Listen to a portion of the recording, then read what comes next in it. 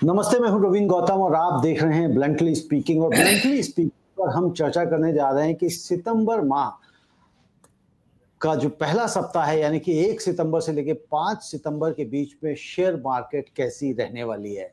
हालांकि share market में हाहाकार मचा हुआ है और उसका कारण बने हुए हैं ट्रंप। और ये एक्सपेक्टेड भी था कि मार्केट में गिरावट आएगी अगर ट्रंप 50% टैरिफ लगाते हैं। मार्केट ऑलरेडी नीचे था, ये कहा जा रहा था, एंटिसिपेटेड है उनका मूव, तो इस वजह से मार्केट ने अपने डिस्काउंट्स कर लिए हैं। लेकिन उसके बावजूद जब ये अनाउंसमेंट हुई तो उसके बाद 24,480 तक का निफ्टी ने सबसे निचला लो बनाया है लास्ट वीक। अब ये देखना है और समझना है कि नेक्स्ट वीक क्या अब मार्केट यहां से वापस मूव जाएगी या 480 से 24,480 से नीचे भी जाने की कोई संभावनाएं बनती नजर आ रही हैं। और उससे भी बड़ी बात है कि ट्रंप के इस मूव से भारतीय इकोनॉमी के ऊपर कितना असर पड़ने जा रहा है और कितना दूरगामी प्रभाव होगा और भारतीय शेयर बाजार इससे कैसे निपटेगा, इन सभी बातों पे हम चर्चा करेंगे सुभाष अग्रवाल जी से। सुभाष जी, आपका बहुत बहुत स्वागत है। धन्यवाद रविंदर जी, सभी व्यूवर्स का भी बहुत बहुत धन्यवाद जो मुझे फॉलो करते हैं। जी, तो सुभाष जी, सबसे पहले तो बताइए कि वैसे तो देखिए जो मार्केट 24,480 गई है, तो मुझे याद है कि आपने 24,400 की रेंज दी थी कि भाई 24,400 तक मार्केट जा सकती है। मार्केट मोटा मोटा मैंने देखा है रहती आपकी रेंज में ही है, मार्केट इधर उधर बहुत ज्यादा नहीं जाती है। लेकिन इसके बावजूद भी क्या लगता नहीं है कि 24,480 काफी नीचे आ गया है? क्योंकि आपने भी कहा था कि भाई एंटिसिपेटेड है उनका मूव ट्रंप का और मार्केट जो भी डिस्काउंट करना था कर चुकी है, तो इतनी ज्यादा नीचे जाने की संभावना कम है। लेकिन फिर भी जाएगी तो यहां तक जाएगी, इससे नीचे नहीं जाएगी। लेकिन 24,480 बनाया, तो अभी जो नेक्स्ट वीक अगर आप देखेंगे तो इसका मतलब क्या प्रभाव पड़ता हुआ दिखाई दे रहा है शेयर मार्केट के ऊपर? देखो रविंदर जी, पहले तो मैं करेक्ट कर देता हूँ, 24,427 क्लोज हुआ था, जी, 480, ठीक है ना? ओके ओके, सॉरी, हाँ हाँ जी, हाँ जी। 24,427 हुआ, बिल्कुल ठीक हाँ, है। ठीक है जी। अच्छा देखिए कि जो टैरिफ लगा है ना, फिर भी कहीं ना कहीं उम्मीद थी शायद ना लगे, है ना? जी, तो 27 अगस्त से जो लग गया, अभी भी चीफ इकोनॉमिक एडवाइजर जो है अनंत नागेश्वर, है नहीं, उन्होंने ही इज कॉन्फिडेंट कि जो ये 1 महीने के अंदर ये शायद हट जाएगा थोड़ी देर बाद। हाँ, तो 1 महीने बाद हट जाएगा। और तो ये एक वो भी कॉन्फिडेंस है उसके अंदर। तो वो लड़का आ गया था, तो मैं थोड़ा सा, आपका पॉइंट क्या है जरा दोबारा बताइए। हाँ जी, मेरा पॉइंट यही है कि मार्केट जो है आगे नेक्स्ट वीक अगर हम देखें, यानी कि जो गिरावट आनी थी वो गिरावट आ चुकी है, या अभी हम नेक्स्ट वीक और गिरावट देख सकते हैं, या मार्केट अब यहाँ से वापस जाएगा, ये सब चीजों को समझना चाह रहा था।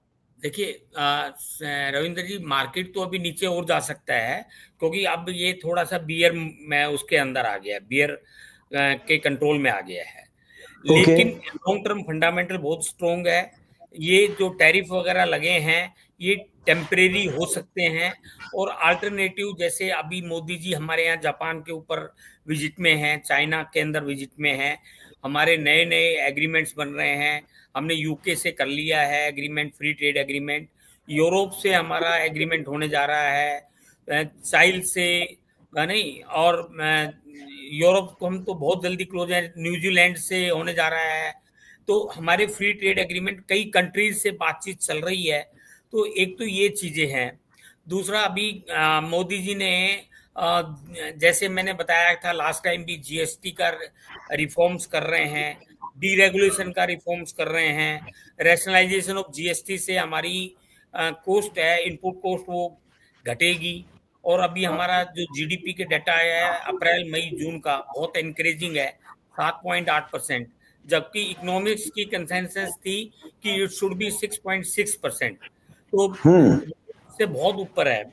और अभी जो चीफ इकोनॉमिक एडवाइजर है, उनकी स्टेटमेंट थी, ये जो ट्रंप ने टैरिफ लगाया है, ये अक्टूबर तक मोटे तौर पे हट सकता है, मतलब जरूरी नहीं है, क्योंकि बातचीत अंडर खाने बहुत चल रही है। और इसके अंदर लूजर अमेरिका ज्यादा है, India will be least affected. और हमारे जो चाइना से सिविल एविएशन के अंदर हमारा ओपन कर दिया है, तो और बहुत सारे ट्रेड हम इंपोर्ट एक्सपोर्ट दोनों के ऊपर वर्कआउट हो रहे हैं। जापान से हमारा बहुत बड़ा टाई अप हो रहा है, उनकी बहुत बड़ी इन्वेस्टमेंट आएगी। जापान की जो 550 बिलियन की यूएस में इन्वेस्टमेंट जानी थी अगेंस्ट लोअर टैरिफ, वो खटाई में पड़ गई है या डिले हो गई है, क्योंकि जापान को लग रहा है कि हम रिलेशन इंडिया के साथ रखें और ये यूएस के साथ इतना प्रॉफिटेबल नहीं है। तो ये बहुत सारी चीजें हैपनिंग हो रही है, और ये वर्ल्ड वाइड में जो रियलाइजेशन हो रहा है कि न तो इंडिया पहले की तरह से इतना है कि whatever US says they have to yes say yes and obey everything. तो इसी प्रकार बहुत सारी कंट्रीज हैं, वो पहले प्रेशर में रहती थी। इंडिया को देख के बहुत सारी कंट्रीज इंडिया के साथ हैं, इवन नेटो कंट्रीज साथ है, ऑस्ट्रेलिया साथ है, जापान साथ है, चाइना साथ है, साउथ अफ्रीका साथ है। तो इन सब से हमारे एक्सपोर्ट के ट्रांजैक्शंस बढ़ेंगे और डबल ट्रेड बढ़ेगी, एक्सपोर्ट इंपोर्ट। तो ये सारे पॉजिटिव हैं। और हमारा ये जो जीएसटी रैशनलाइजेशन किया, इसका लॉन्ग टर्म इफेक्ट आएगा, हमारी कंजम्पशन बहुत बेटर होगी, है नहीं। और जैसे रूरल कंजम्पशन तो डिपेंड करती है मानसून के ऊपर, लेकिन जो अर्बन कंजम्पशन है वो जैसे रेट कट हुआ था, जीएसटी रेट कट हुआ, इनकम टैक्स का रेट कट हुआ, डीरेगुलेशन करने की बात कर रहे हैं, ईज ऑफ डूइंग बिजनेस करने की बात कर रहे हैं। तो ये इन चीजों से अर्बन कंजम्पशन बढ़ेगी और प्रोग्रेस बढ़ेगा और इंडस्ट्री की वो बढ़ेगा। और अभी जैसे इन्होंने टेक्सटाइल इंडस्ट्री के अंदर गवर्नमेंट ने कहा है कि जो कॉटन के ऊपर जो एग्जम्पशन है वो हम दिसंबर तक एक्सटेंड कर देंगे, इंपोर्ट के ऊपर जो कस्टम ड्यूटी लगाते हैं वो एग्जम्प्ट कर देंगे।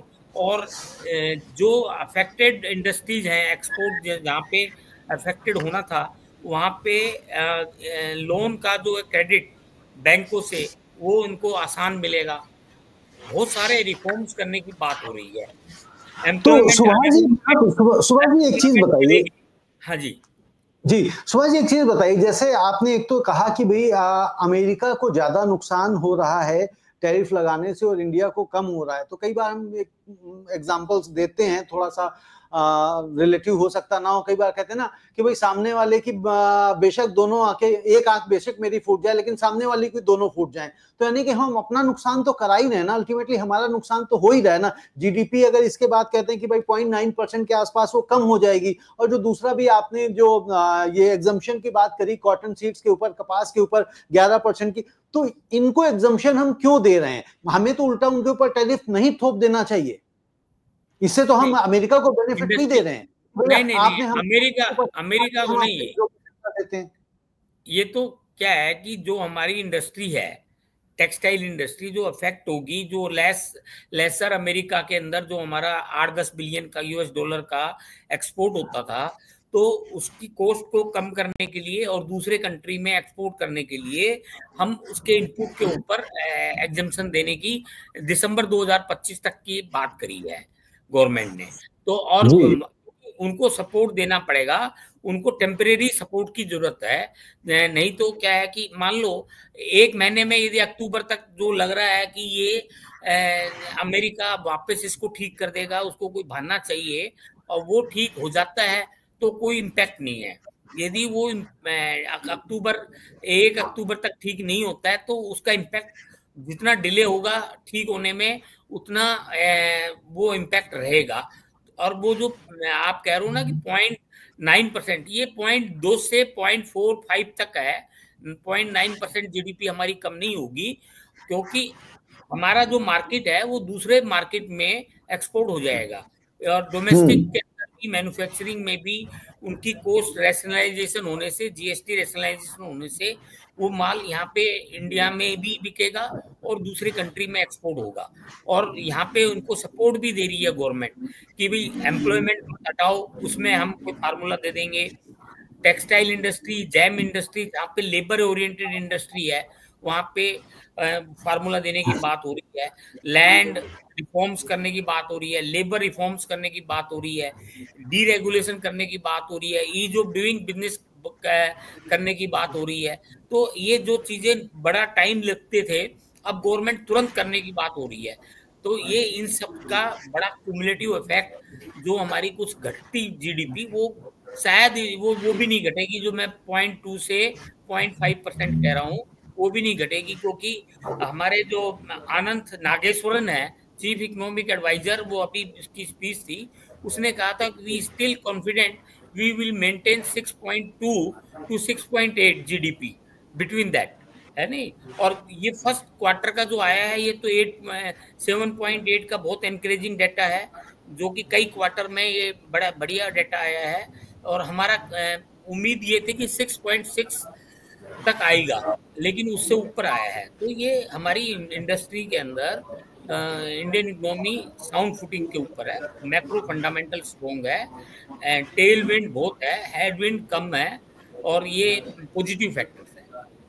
ओके, तो सुभाष जी एक चीज और, ये भी मतलब कयास लगाए जा रहे हैं, ये भी लोग एनालाइज कर रहे हैं कि भाई टैरिफ बढ़ा देने से अमेरिका के हमारे यहाँ पे रोजगारों में भी कटौती आ जाएगी।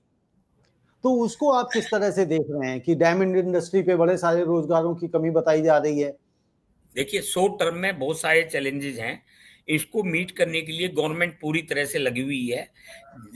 जैसे अभी हमारी जापान की विजिट बड़ी फ्रूटफुल चल रही है, एससीओ की मीटिंग चाइना में है 31 अगस्त को, तो वहाँ पे 2 दिन का 31 और 1 सितंबर को मीटिंग है। वो उसके बाद 1 मिनट बाद में आना बता दी, मैं बुला लूंगा। हाँ जी, तो वो, जी जी, हाँ जी, तो ये मीटिंग से बड़ा फर्क रहेगा, इसमें पॉजिटिव आउटकम जरूर निकल के आएगा। ओके, तो मतलब ये जो आप कह रहे हैं कि जो जापान के साथ हो रही एससीओ की जो मीटिंग हो रही, उससे जो है ना हमारे लिए, भारत के लिए कुछ अच्छे आउटकम्स आने की संभावनाएं नजर आ रही हैं।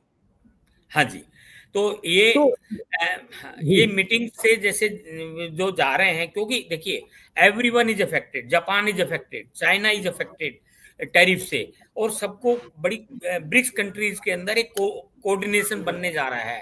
तो ये आपस के अंदर, चाहे हमारा यूएस से टैरिफ बाद में हट भी जाए या कम हो जाए, लेकिन ये डेवलपमेंट हमारी जो है बहुत एक कहते हैं ना, प्रॉब्लम्स में चैलेंज के अंदर एक अपॉर्चुनिटी ढूंढी है, और ये मुझे लगता है इसको चैलेंज को एक अपॉर्चुनिटी के तरीके से ले रहे हैं। और आपदा में अवसर ढूंढ रहे हैं हम।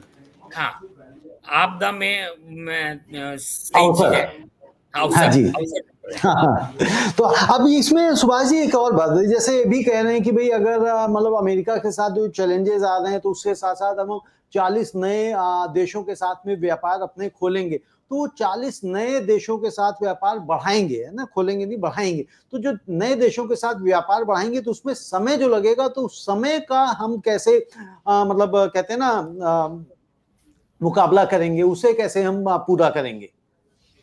देखिए, क्योंकि नीड जो है ना, वो इंडिया की नीड नहीं है, उन अदर कंट्रीज की भी नीड है। तो म्यूचुअल इंटरेस्ट में, जैसे चाइना के साथ हमारा एकदम टाई अप बन रहा है, वो मोदी जी की स्टेटमेंट आई थी, in the mutual interest we should expand our cooperation, we should do more business. तो वो एक ये नहीं है कि अब हम भूल के सारे कर रहे हैं। तो जो बाकी सारी वर्ल्ड में जितनी कंट्रीज हैं, सबका इंटरेस्ट है, क्योंकि ये जो स्टाइल जो है यूएस का, वो बुली स्टाइल है, और वो उसको नोबडी दैट बुली स्टाइल। तो सुभाष जी एक और सवाल, ये लोगों के मन में बड़ा सवाल आ रहा है कि हम कोई काउंटर टैरिफ क्यों नहीं अमेरिका के ऊपर थोप रहे हैं, जबकि चाइना ने थोपा और देशों ने थोपा, तो हम मतलब इतने उनके साथ सरेंडर क्यों हो रहे हैं? हम क्यों नहीं कोई काउंटर टैरिफ थोप रहे हैं? हम क्यों नहीं उनके इलेक्ट्रॉनिक्स के ऊपर, उनके और चीजों के ऊपर हम मोटा टैरिफ लगा दें? ऐसा है, यूएस के साथ हम भी रिएक्ट करेंगे। हमें उम्मीद थी कि भी ये 27 अगस्त तक शायद विड्रॉ हो जाए, और दूसरी बात, अभी भी अंदर खाने बातचीत चल रही है, तो वो यदि उम्मीद है कि 1 अक्टूबर तक ये विड्रॉ हो जाएगा, और नहीं तो फिर हमारा भी रिटेलिएशन हो जाएगा, हम भी जो भी करना है करेंगे। और क्या होता है कि हम लोग, हमारी जो स्टाइल है वो पेशेंस वाली है कि भाई ट्रम्प की तो स्टाइल क्या है, आज लगा रहा है, कल विड्रॉ कर रहा है, फिर लगा रहा है, फिर विड्रॉ कर रहा है। जैसे स्टेटमेंट देता है 10%, 20%, 100%, 500%। तो ये कोई एक रैशनल लीडर का या टॉप पावर जो है, बिगेस्ट पावर है, उसका ये तरीका सही नहीं है। तो ये वहां पर भी इंटरनली भी यूएस के अंदर भी बातचीत हो रही है कि भाई ये चीज तरीके क्रिटिसाइज हो रहा है। तो सुभाष जी, एक और जैसे जीएसटी की बात कर रहे हैं कि भाई जीएसटी को 28% से हम 18% पे ले आ रहे हैं, 18 वाले को शायद 12 पे ले जा रहे हैं। तो जो मान लिया 28%, यानी कि जो गाड़ियों के ऊपर जो जीएसटी लग रहा था 28%, 40%, 50% तक जो लग रहा था सेस वगैरह लगा के, जो लग्जरी गाड़ियां थी, तो ये जीएसटी कम करने से क्या ऑटोमोबाइल सेक्टर में हमें ग्रोथ देखने को मिलेगी, उसमें नंबर्स बढ़ेंगे? देखो, अब 2 स्लैब कर देंगे, 18% और 5%। जो 28% है उनके ज्यादातर 99% आइटम 18% पे कर देंगे, तो जो छोटी गाड़ियां हैं सबको बेनिफिट होगा। लग्जरी गाड़ी जो है उसका सेल टैक्स के नाम से 40% प्रपोज्ड है। अभी जीएसटी काउंसिल की मीटिंग होगी 3 या 4 सितंबर को, फर्स्ट वीक ऑफ सितंबर, तब है ना फाइनल चीज निकल के आएगी कि अल्टीमेटली क्या हुआ। और जो आइटम्स हैं, फूड आइटम्स हैं, होटल के आइटम्स हैं, उनमें 12% वाले जो आइटम है वो 5% हो जाएंगे। तो उससे इन इंडस्ट्री को सभी को बूस्ट मिलेगा, है नहीं। और जो टोबैको वगैरह है वो भी सिंटैक्स वाला में लगेगा, 1% सेस है और 40% वो है, 18%, 5% और 1% सेस। तो टोटल में रैशनलाइजेशन होने से जीएसटी में कहीं कुछ घटेगा, कहीं बढ़ेगा।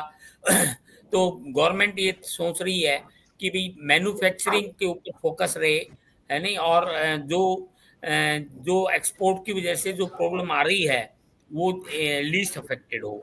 और अभी देखिए 1 सितंबर से 5 सितंबर के बीच में भी हमारी कई फिगरें आएंगी। ऑटो सेल्स की क्या फिगर है, जीएसटी की क्या फिगर है, manufacturing PMI, India manufacturing PMI की फिगर आएगी, जो कि अभी हमारी 59.8 एस्टिमेटेड की थी।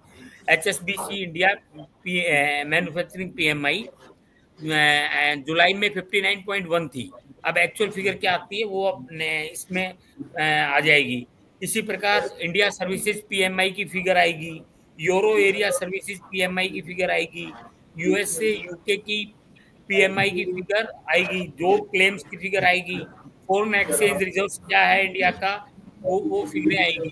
तो ये कुछ इंपॉर्टेंट फिगरें हैं, इससे हमें पता लगेगा कि हमारी इकोनॉमी कहाँ जा रही है, क्या इंडिकेटर्स हैं।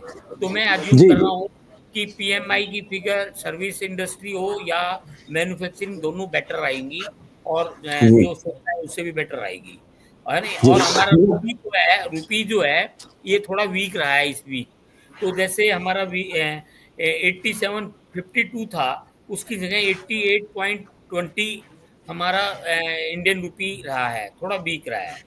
इसी प्रकार जो एसबीआई की सेलिंग फ्राइडे को हुई 8,313 करोड़ की हुई है, और पूरे साल के अंदर देखें तो 2,09,000 करोड़ की सेलिंग हुई है अब तक। और डीआई की फ्राइडे को जो बाइंग हुई है 11,488 करोड़ की बाइंग हुई है, और पूरे साल की अब तक देखें तो 5,03,00,000 करोड़ की बाइंग हुई है। तो डोमेस्टिक इंस्टीट्यूशन सपोर्ट कर रही है, एफपीआई लगातार सेलिंग कर रही है, ये एक विरोधाभास चल रहा है। तो ये हम देखने वाली बात है। जी बिल्कुल, ये विरोधाभास चल रहा है। सुभाष जी, मैं अगले वीक की जो रेंज लूं उससे पहले एक सवाल और है ऑटोमोबाइल से जुड़ा हुआ। अभी जो इथेनॉल को लेके, जो पेट्रोल के अंदर इथेनॉल मिक्स किया जा रहा है, उसके ऊपर एक जो बड़ी चर्चा गर्म हो गई है कि भाई इथेनॉल मिक्सिंग से एवरेज कम आ रही है, गाड़ियों के इंजन को नुकसान हो रहा है, और ये सब चीजें हो रही हैं। और उधर सरकार कह रही है कि भाई हम ये किसानों को मुनाफा देने के लिए हम इथेनॉल पैदा कर रहे हैं और पेट्रोल में मिक्सिंग करा रहे हैं। ये सब चीजों को आप कैसे देख रहे हैं और इसका इंडस्ट्री के ऊपर और क्या असर दिखाई दे सकता है?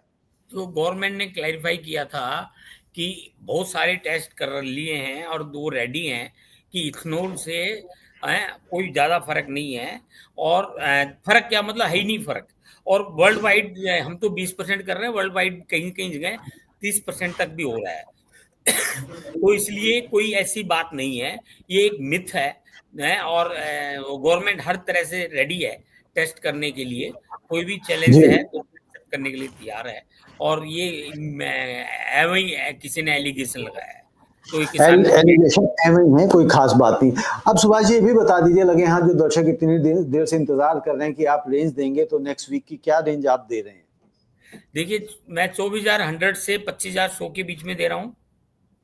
अच्छा। निफ्टी 50 की, और बैंक निफ्टी 52,900 से 54,900 दे रहा हूँ। 24,100 से 25,100 दे रहे हैं। हाँ जी। और 52,900 से 54,900। तो यानी कि आप और एंटिसिपेट कर रहे हैं कि मार्केट और थोड़ी सी नीचे जा सकती है, यानी कि निफ्टी 24,100 से लेके 25,100 के बीच में रहने की संभावना है, और 52,900 से लेके 54,900 के बीच में बैंक निफ्टी की रहने की संभावना है। तो सुभाष जी एक लगे हाथ ये भी बता दीजिए कि अब और क्यों एंटिसिपेट कर रहे हैं कि मार्केट 24,100 तक भी जा सकती है और नीचे जा सकती है, उसका क्या कारण है? देखो, जैसे मैंने बताया कि 24,427 क्लोज हुआ है निफ्टी, और अभी बियर मूड पे है, बियर हब भी है। तो ये लॉन्ग टर्म वो है। तो ये क्या होता है कि ये चार्ट बनते हैं, टेक्निकल चार्ट, है ना। तो ये जो 10 दिन का है, 20 दिन का है, 50 दिन का है, 100 दिन का है, उससे नीचे मार्केट चला है। तो टेक्निकल चार्ट के हिसाब से बहुत लोग फॉलो करते हैं। वो फंडामेंटल को देखे बगैर सेलिंग पर रहेंगे, तो वो एक टेक्निकली ये नीचे जाएगा, है नहीं। और नीचे जरूरी नहीं है नीचे जाए, लेकिन मैं अपना रेंज दे रहा हूँ कि टेक्निकल वाले जो करते हैं उसको नीचे तक ले जा सकते हैं, 24,100 तक। टेक्निकल के हिसाब से भी वो बहुत बड़ा सपोर्ट है, 24,150 के ऊपर बहुत बड़ा सपोर्ट है। तो मैं उसको थोड़ी और एक्सेस सेलिंग हो जाए तो 24,100 में लेके चल रहा हूँ। और फंडामेंटल, क्योंकि हम बहुत सारे मार्केट खुले हैं, टेम्परेरी मार्केट वीक भी रहेगा, है नहीं। क्यों यूएस का एक्सपोर्ट हमारा सरप्लस था 45 बिलियन, तो उससे 45 बिलियन तो वो हमारा डेफिसिट क्रिएट करेगा, तो वो भी इसलिए वीक भी हो गया, है नहीं। और दूसरा ये है कि हमारा फर्स्ट क्वार्टर का रिजल्ट बहुत बढ़िया आया है। तो आरबीआई मॉनेटरी पॉलिसी इतना बढ़िया रिजल्ट नहीं आता, तो वो 25% कट करते हैं अक्टूबर के अंदर। वो अब हो सकता है वो कट ना करे, तो क्योंकि यदि रिजल्ट सही है आपका, तो वो इन्फ्लेशन को देखते हुए नहीं करे। और इन्फ्लेशन कंट्रोल में है, वैसे मॉनसून बढ़िया है नहीं, फैक्टर सारे बढ़िया है। गवर्नमेंट कह रहे हैं कि भी हम इसको कम करेंगे, रेगुलेशंस को कम कर देंगे, है नहीं। और वी विल हैंड होल्डिंग, जो एक्सपोर्ट कम होगा उसको हैंड होल्डिंग करेंगे। उनसे मीटिंगें कर रहे हैं, एसोसिएशन से मीटिंग कर रहे हैं, जैम इंडस्ट्री से मीटिंग कर रहे हैं, टेक्सटाइल से कर, जो इंडस्ट्री अफेक्टेड है सबसे गवर्नमेंट सॉफ्ट कॉर्नर लेके चल रही है, इजी लोन करेंगे।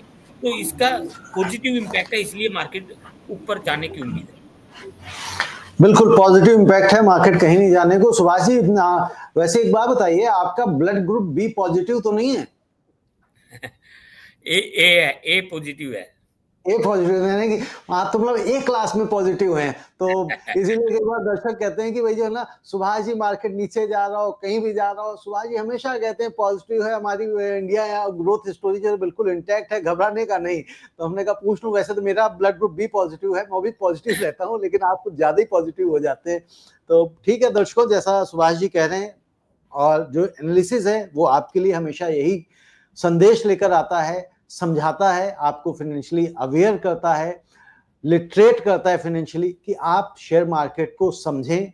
और जब तक आप शेयर मार्केट को समझेंगे नहीं, कई बार शेयर मार्केट कोई स्पेकुलेशन, जुए का काम नहीं है, ये निवेश का है। आप निवेश करके ही इसमें पैसा कमा सकते हैं। रातों रात इसमें जो लोग अमीर होने का सपना देखते हैं वो डूब ही जाते हैं। और हम भी यहाँ पे किसी भी तरह से आपको किसी निवेश की या किसी ट्रेड की सलाह नहीं देते हैं। ये सिर्फ एक एजुकेशनल पर्पस के लिए एक सीरीज हम करते आ रहे हैं, हर वीक आपके साथ लेके आते हैं। तो जब भी आप कोई निवेश करें, कोई ट्रेड करें, तो आप अपने वित्तीय सलाहकार से सलाह अवश्य ले लें। यदि आपके पास वित्तीय सलाहकार नहीं है तो आप एसएमसी ग्रुप से भी संपर्क कर सकते हैं। सुभाष जी, आपका बहुत बहुत धन्यवाद। थैंक यू रविंद्र जी, सभी व्यूवर्स को भी बहुत बहुत धन्यवाद, और मैं wish you all the best. Market ठीक रहे, उम्मीद यही करते हैं। नहीं, बिल्कुल उम्मीद, आपकी उम्मीद पे मतलब कहते हैं ना, दर्शक भी कायम है और दुनिया भी कायम। बहुत बहुत धन्यवाद। धन्यवाद।